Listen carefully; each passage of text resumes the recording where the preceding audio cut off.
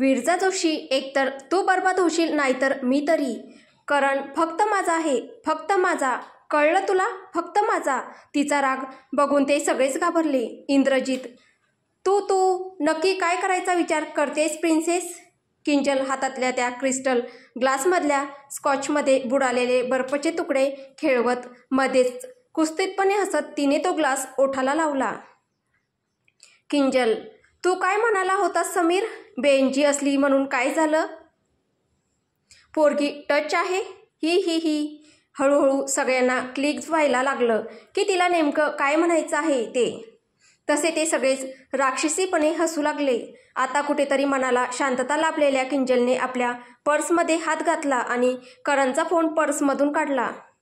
किंजलचा flat सोडताना करणचा phone चुकून तिथेच राहिला होता. तिने करणच्या फोनवरून एक खास नंबर फिरवला. खास सर्व्हिससाठी खास नंबर. किंजलने जसा नंबर फिरवला तसा खाली ग्राउंड फ्लोअरवर असलेल्या एम्पियरच्या मॅनेजरच्या केबिनमधला फोन वाजला. किंजल, जन्नत. तिच्या कोडवर्ड्सने मॅनेजर समजून गेला की तिला काय हवंय. रिसेप्शनवरचा मॅनेजर. डेट? किंजल, 31 डिसेंबर. रिसेप्शनवरचा मॅनेजर. आणि बुकिंग कोणाच्या नावाने? किंजल कुस्तीतपणे हसत. विरजा गणेश जोशी. डेट ठरली, नाव ठरलं आणि तुझं भविष्यही ठरलं. विरजा जोशी. हा हा हा. इथे करण आपला फोन किंजलच्या फ्लॅटमध्ये विसरून आल्यामुळे जरा चिंतित होता की परत जाऊन किंजलकडे तो फोन मागायचा कसा. त्या दिवसापासून ते एकमेकाशी अजिबात बोलले नव्हते, पण त्याने त्याच्या फोनमध्ये एक सेटिंग्स करून घेतली होती की त्याचा प्रत्येक कॉल व्हॉइस रेकॉर्ड व्हायचा आणि त्याचा बॅकअप नेटवर सेव्ह व्हायचा. आता पण तो आपल्या बेडरूममध्ये बसून किंजलचा तोच कॉल ऐकत होता जो तिने त्याच्या फोनवरून इम्पिरियलच्या मॅनेजरला केला होता. जन्नत नाव ऐकताच करणचे डोळे फाटले आणि किंजलने स्वतःचं नाव म्हणून विरजाचं नाव सांगताच त्याच्या पायाखालून जणू कोणी जमीन खेचून गेली असावी. करण संतापत. नाही नाही, मी विरजाला तुझ्या ह्या घाणेरड्या खेळाचा हिस्सा होऊ देणार नाही किंजल. विरजाला काय झालं ना तर सोडणार नाही मी तुला. वेळ पडली तर तुझ्या त्या भावाकडे, देवाई ठाकूरकडे सुद्धा जाईल मी. तो कितीही वाईट असला, कितीही राक्षस असला तरीही विरजाच्या केसालाही कोणाला धक्का लावू देणार नाही ह्याची मला पूर्ण खात्री आहे. मग ती त्याची स्वतःची बहीण का असेना. Be careful Kinjal. तुझ्या आयुष्याची उलटी गिनती सुरू झाली आहे. Be careful Kinjal. You are playing very dangerous game which you are going to lose very badly. तुझ्या आयुष्याची उलटी गिनती आता सुरू झाली आहे असंच समज तू. किंजल कार्तिक ठाकूर, आता तू फक्त मरायला तयार राहा बस. तारीख 31 डिसेंबर. स्थळ इम्पिरियल क्लब. गाणं वाजत होतं आणि त्या गाण्यावर तेवढीच बिथरून बेभान होऊन नाचत होती ती. खल्लास, हे खल्लास, बचके तू रहना रे, बचके तू रहना, नहीं तुझा मौका मिलेगा संभलना, कहीं भी छुपा हो तुझे ढूंढ लेगा, ये है इश्क समझा तुझे कर ही देगा. खल्लास, हे खल्लास. भयंकर उन्मादाच्या मध्ये वाजलं जाणार ते गाणं. तसं तर साधंच होतं, पण त्यामागची क्रूरता कोणाला जर कळली असती तर त्याचं काळीज तिथेच गोठून गेलं असतं. अब खेल ताकत से नहीं दिमाग से खेला जाएगा. हा हा हा. खल्लास, हे खल्लास. आणि ते करण मात्र रस्त्यावर वेड्यासारखा नुसता धावत सुटला होता. आपल्या जीवाची पर्वा न करता जीव तोडून रस्त्यावरच्या त्या सुसाट वेगवान पळणाऱ्या गाड्यांच्या शर्यतीत उरमुठीत घेऊन नुसता पळत होता एम्पियर क्लबच्या दिशेने विरजाला वाचवायला. किती वेळा पडला, किती वेळा धडपडला, पण थांबला नाही तो. गेम केलास तू किंजल, गेम केलास तू. आज त्याच्या आक्रोशाला, संतापाला कुठलीच सीमा उरली नव्हती. रस्त्यावरची सारी पब्लिक त्याच्याकडे आश्चर्याने गोंधळून बघत होती. हा काय असा वेड्यासारखा किंचाळत धावतोय? पण त्यांना काय माहीत होतं की केवढं मोठं क्रूर सत्य सांगत होता तो. करण रडत होता, आक्रोश करत होता. 17 वेळा त्या निष्ठूर देवाकडे आर्जवांवर आर्जव मांडत होता की देवा काहीही करून वाचव तिला, काहीही करून वाचव. खूप काही चुकीचं घडण्यापूर्वी खरंच वाचव तिला. पण कदाचित आज तो सर्वशक्तिमान विधाताही निष्फळ ठरणार होता. नियतीच्या नाना किंजल ठाकूरच्या मांडलेल्या त्या काळ्या चक्रव्यूहापुढे. आणि ती मात्र ह्या सगळ्यांची पर्वा न करता वेड्यासारखी हसत होती, बेलगाम होऊन थिरकत होती त्या गाण्याच्या क्रूर बोलांवर. नजरों की कैद में तू जो आ गया समझ ले, एक बार फंस गया तू फंस गया समझ ले.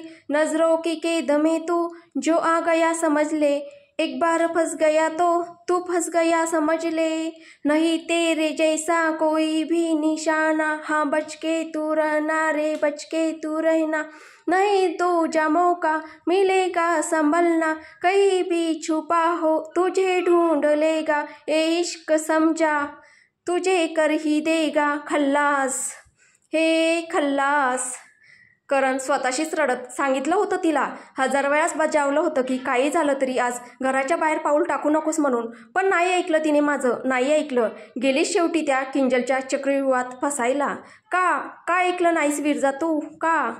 Y you just don't listen to me once, damn it. वेळ 3-4 तासांपूर्वी.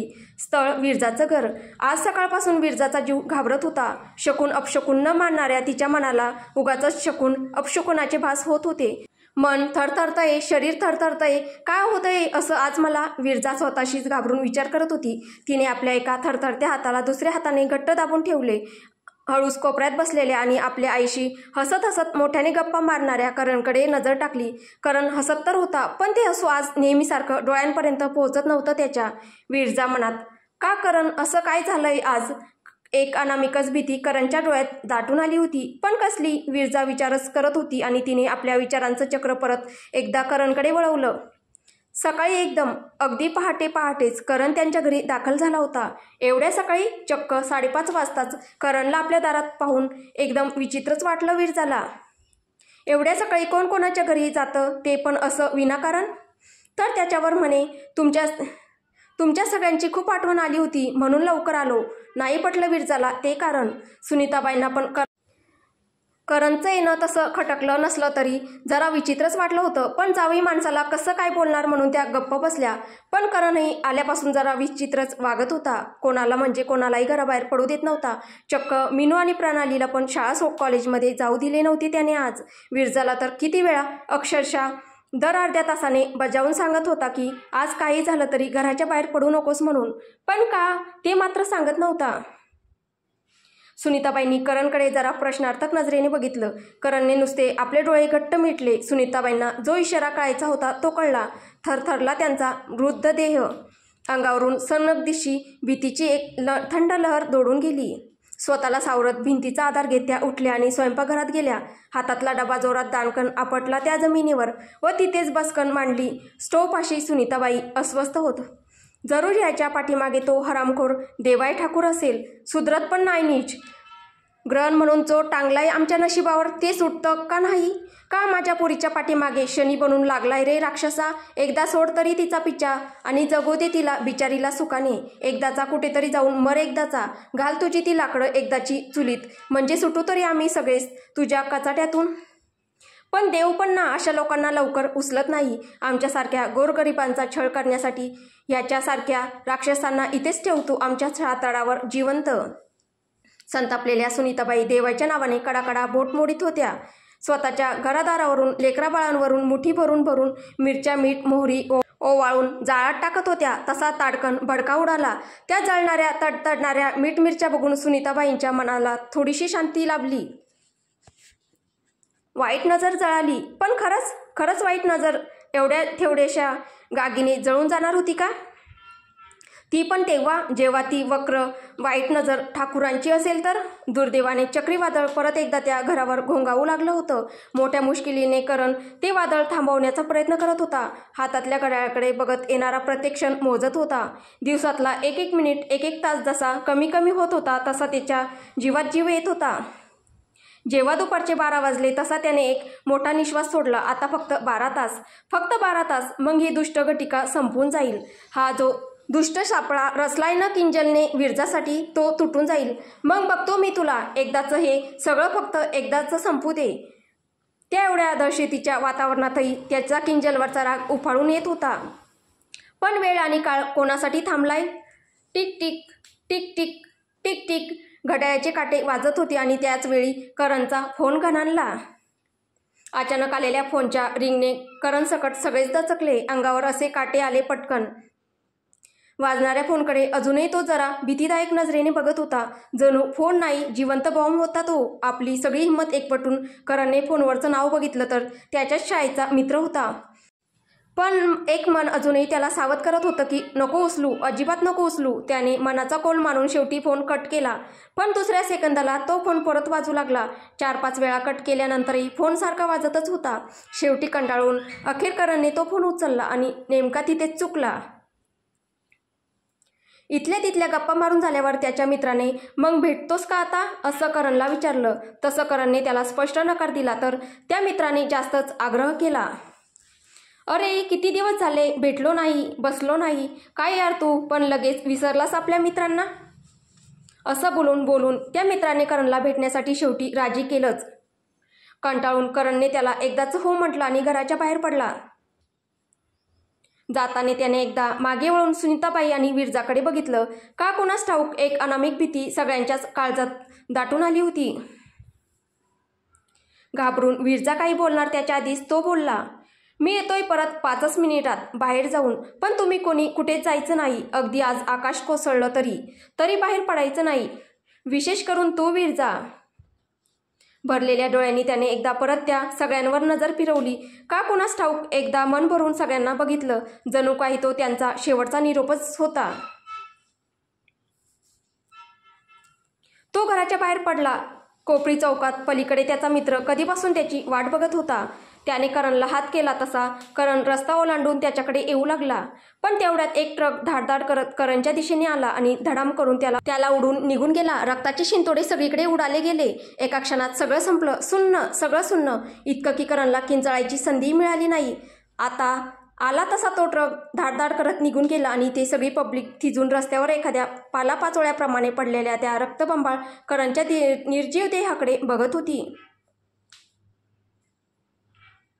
करणचा मित्र करणला असं रक्तात लथपथ पडलेलं बघून थंडगारच पडला. जणू काय त्याच्या सगळ्या संवेदनाच बंद झाल्या होत्या. त्याने हे एक्सेप्टच केले नव्हते की असं काही होईल.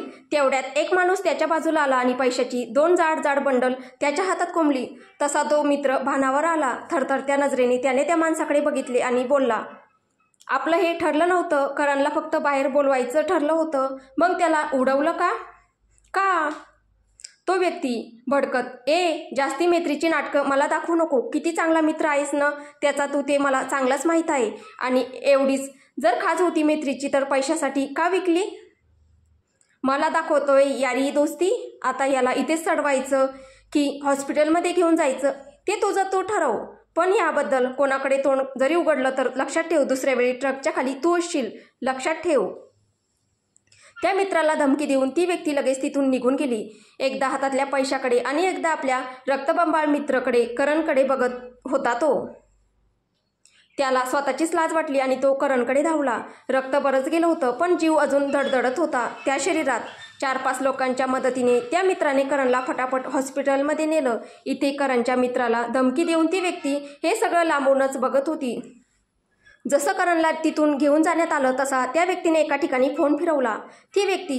हॅलो साहेब, काम झालं. उडवलं त्याला. शेवटची घटका मोजतोय. आता काय वाचत नाही तो. ते ऐकून ती पलीकडची व्यक्ती एकदम खुश होते.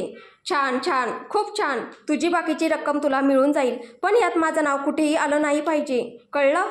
ती व्यक्ती. साहेब, आम्ही पक्की सुपारी घेतो. आमच्या कामात कुठली गडबड नसते आणि व्यवहारातही तुमचं नाव कधीच बाहेर येणार नाही. खात्री असावी. ते ऐकल्यावर पलीकडच्या व्यक्तीने सुखासमाधानाने फोन खाली ठेवला. तेवढ्यात त्याच्या खांद्यावर एक हात येऊन पडला आणि ती व्यक्ती इतकी दचकली की घाबरून तिच्या हातातील फोनच खाली पडला. किंजल. इंद्रजित, काय झालं एवढं दचकायला? इंद्रजित. नाही, कुठे काही नाही. ते असं तू अचानक आलीस ना म्हणून जरा दचकलो. किंजल. ठीक आहे, इट्स ओके. पण करण कुठे आहे? निघाला का तो त्या डाऊन मार्केटच्या घरातून बाहेर? इंद्रजित. खोटे बोलत. हो, त्याला काढलं घराच्या बाहेर काहीतरी आयडिया करून आणि तो आता त्याच्या शाळेच्या मित्रासोबत दारू पीत बसला आहे. काय? करण आणि ह्यावेळी दारू? कसं शक्य आहे? किंजलने आश्चर्याने हातातल्या घड्याळाकडे बघितलं. परत तिने आपली प्रश्नार्थक नजर इंद्रजितकडे वळवली.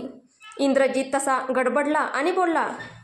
त्याच्या मित्रांना सांगून त्याला जबरदस्ती बसवायला लावलं आहे. आता तो काय उद्या सकाळपर्यंत दारूच्या नशेतून उठत नाही आणि तुझ्या प्लॅनच्या आडवा पण येणार नाही. तू टेन्शन घेऊ नकोस प्रिन्सेस. मी आहे ना. मी सगळं बघतो. किंजल. करणला ह्या प्रकारात काही झालं नाही पाहिजे इंद्रजित, मला राग आहे त्याच्यावर, पण अजूनही माझा जीव आहे तो. त्याच्या केसालाही धक्का लागता कामा नये. मला डबल क्रॉस करायच्या आधी मी केवळ किंजल नाही तर ठाकूर सुद्धा आहे हे लक्षात ठेवायचं. इंद्रजित तसा चाचपला. अगं नाही ग, त्याच्या केसालाही धक्का नाही लागला आहे. विश्वास ठेव माझ्यावर, तो एकदम सुरक्षित आहे, अगदी सेफ, फिट आणि फाईन. इंद्रजितचे ते उत्तर ऐकून किंजल समाधानाने तिथून निघून गेली. पण इंद्रजित मात्र मनात, इथे मी त्याला ढगात पाठवून पण दिलं आणि ही इथे अजूनही त्याच्यावर जीव ओवाळून टाकत आहे. भेंडी, मग आम्हीच मूर्ख ना. किंजल जी स्वतःला इतकी ओव्हर स्मार्ट समजत होती, तिला स्वतःला माहीत नव्हतं की अजून किती स्मार्ट लोक तिच्या खांद्यावर बंदूक ठेवून स्वतःची गोळी चालवत होती आणि स्वतःचा पर्सनल हिशोब पुरा करत होते. तिथे करण जसा हॉस्पिटलमध्ये पोहोचला तसा किंजलच्या प्लॅनचा दुसरा पार्ट आपोआप सुरू झाला. स्थळ विरजाचं घर. वेळ करणच्या ॲक्सिडेंटच्या 7 तासानंतर. विरजा इथून तिथून घरात नुसत्या एरझाऱ्या घालीत होती. करण जो 5 मिनिटात जाऊन येतो बोलला होता तो 7 तास झाले तरी घरी परतला नव्हता. विरजाचा जीव नुसता घाबरत होता. धीर सुटत चालला होता तिचा. मनातली भीती, अस्वस्थता क्षणाक्षणाला नुसती वाढत चालली होती. काही अनर्थ झाल्याच्या आशंकेने अक्षरशः रडकुंडीला जीव आला होता. तिने 100 वेळा फोन फिरवले करणला, पण करण काही केल्या फोन उचलत नव्हता. कसा उचलणार? आपल्या मृत्यूची प्रतीक्षा करत हॉस्पिटलमध्ये स्ट्रेचरवर जो पडला होता बिचारा. इथे सुनीताबाईंचा जीव पण घाबराघुबरा झाला होता. एकतर सकाळपासूनच त्यांच्या मनात शंकेची पाल चुकचुकत होती, त्यातून हे असं. त्या सरळ देवघरात गेल्या आणि त्यांनी सगळेच देव पाण्यात ठेवले. सुनीताबाई हात जोडून त्या देवाला प्रार्थना करीत होत्या, हे देवा विश्वेश्वरा, माझ्या लेकरा बाळांचे ह्या येणाऱ्या संकटापासून रक्षण कर. पण सुनीताबाईंचं देवाने ऐकण्यापूर्वी नियतीने आपला पुढचा डाव खेळला आणि खणखण करीत वाजला विरजाचा फोन.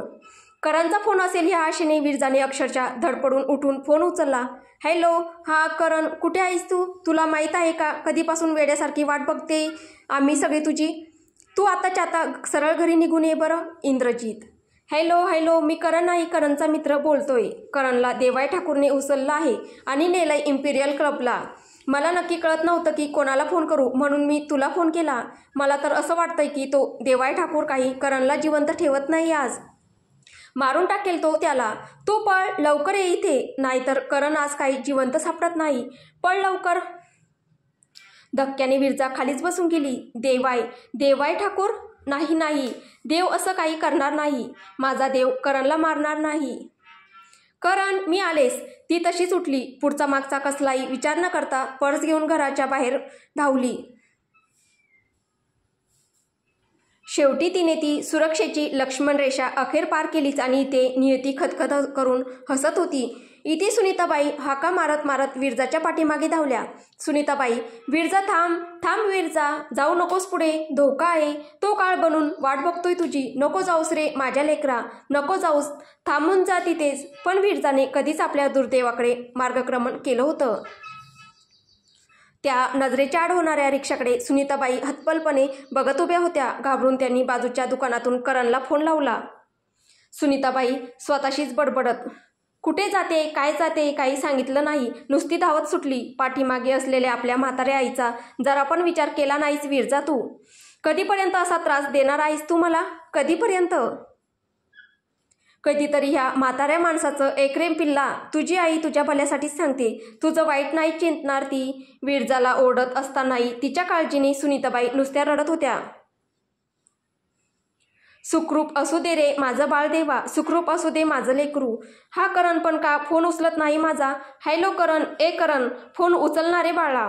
ती बघ ना विरजा घरातून बाहेर पडली. मी खूप हाका मारल्या तिला, खूप थांबवण्याचा प्रयत्न केला, पण नाही थांबली ती, नाही ऐकलं शेवटी तिने माझं. हॅलो करण, उचलणारे फोन. सुनीताबाई सुन्नपणे वाजतच राहणाऱ्या त्या फोनच्या रिंगकडे बघतच होत्या. फोन शेवटी उचलला गेलाच नाही आणि सुनीताबाईंनी दुःखाने तिथेच खाली बसकन मारली.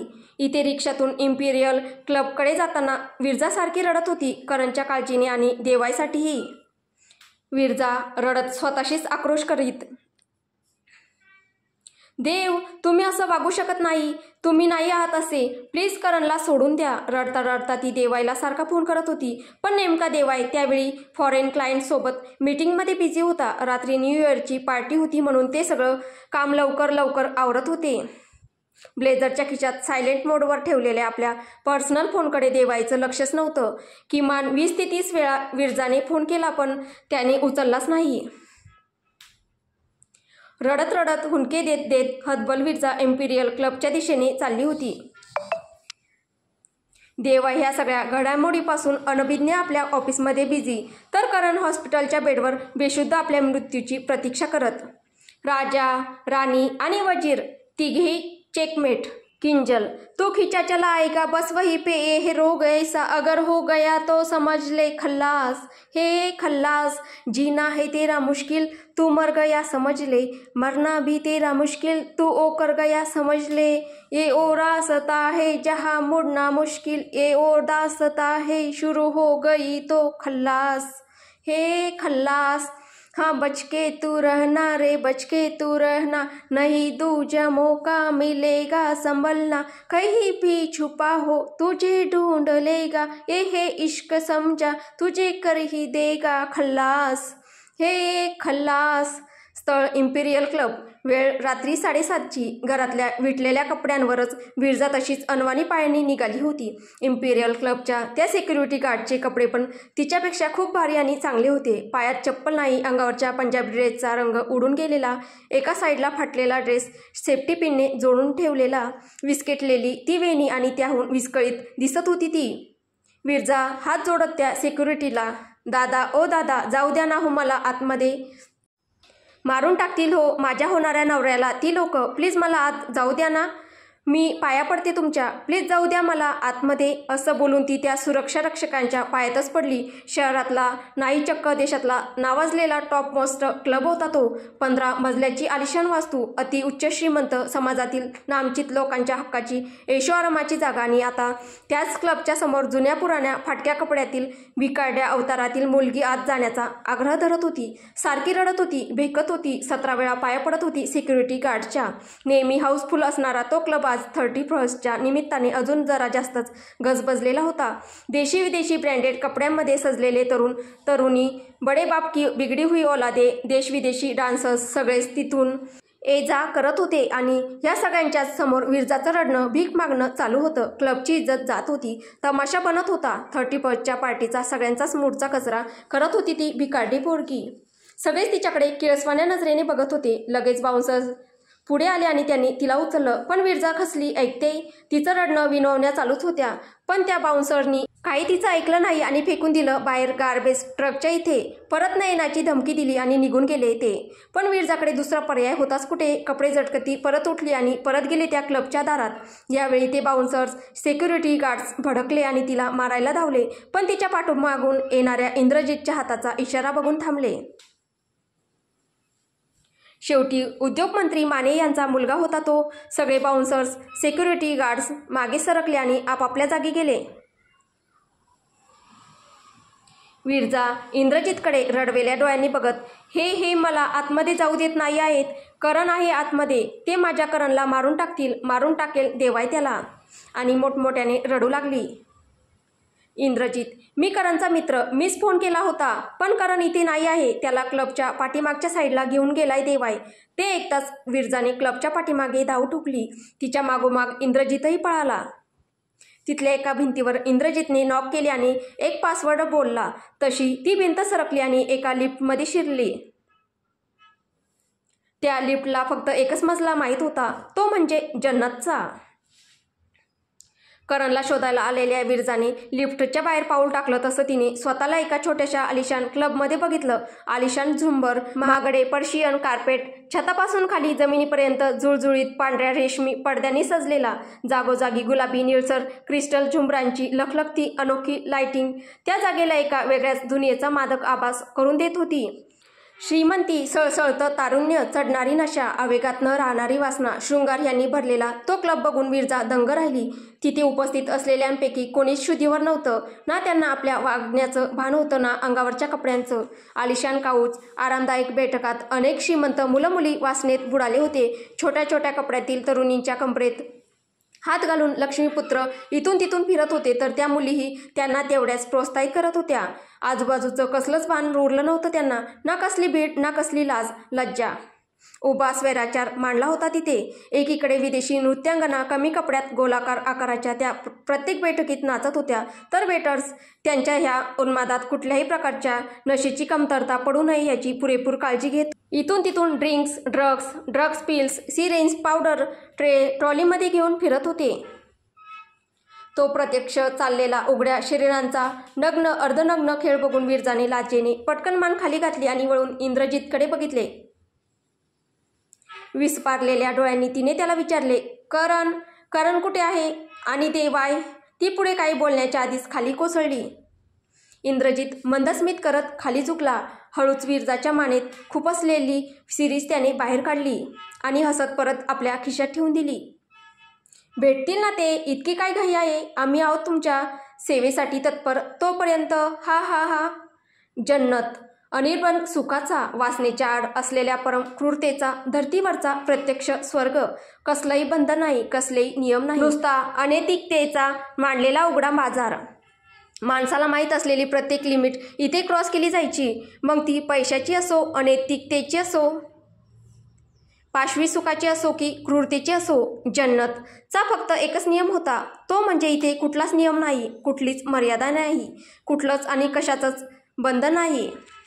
अशा या जन्नतमध्ये 24 तास धनाड्यांच्या रात्री सजायच्या, भरायच्या, सगळ्या प्रकारची सुख, सगळ्या प्रकारचा आराम हात जोडून हजर होता त्यांच्या सेवेसाठी। वेगवेगळ्या रूम्समध्ये मुलींना विकृत सुखाच्या नावाखाली टॉर्चर केलं जायचं, त्यांच्याबरोबर वासनेचे क्रूर खेळ खेळले जायचे, ते पण लाईव्ह, आणि त्याचं प्रसारण डार्क वेबच्या माध्यमातून जगभर केलं जायचं। जगभरातून ऑनलाईन बिडिंग व्हायची त्याच्यावर। जो बिडिंग जिंकेल तो तिथे ऑप्शनमध्ये असलेल्या टॉर्चर करण्याचे वेगवेगळ्या प्रकारातून आपलं आवडतं टॉर्चर निवडायचं आणि मग त्या प्रकारे टॉर्चर केलं जायचं मुलींना। खूप म्हणजे खूपच भयावह होता हा प्रकार। एक टॉर्चर नंतर दुसरं, दुसऱ्यानंतर तिसरं टॉर्चर सतत चालतच जायचं। त्याप्रमाणे साईड बायो साईड बिडिंग ही वाढायचं, ना टॉर्चर थांबायचं ना बिडिंग। जगभरातल्या विकृतांचा हा आवडता खेळ असाच चालू राहायचा। नशीबवान असेल मुलगी तर लवकरच दम तोडून मोकळी व्हायची, जिवंत राहिली तर मात्र तिच्या किंकाळ्यांना, तिच्या वेदनेला सीमाच उरायची नाही। आणि अशाच एका रूममध्ये विरजाला नेण्यात आलं होतं। त्या मुलींपैकी सगळ्यात जास्त बोली विरजावर तर लागली होती, कारण नो डेथ ही कंडिशन किंजलने तिच्या बाबतीत काढून टाकली होती। कारण क्रूरती, महाक्रूरती, ती प्रिन्सेस। तर पुढे काय होईल हे आपल्याला पुढच्या भागात पाहायला भेटेल। तुम्हाला ही कथा कशी वाटते आहे कमेंटद्वारे नक्की कळवा, आणि कथा आवडत असेल तर व्हिडिओला लाईक करा, शेअर करा, आणि कथेचे पुढील भाग ऐकण्यासाठी आपल्या चॅनलला सबस्क्राईब करा। धन्यवाद।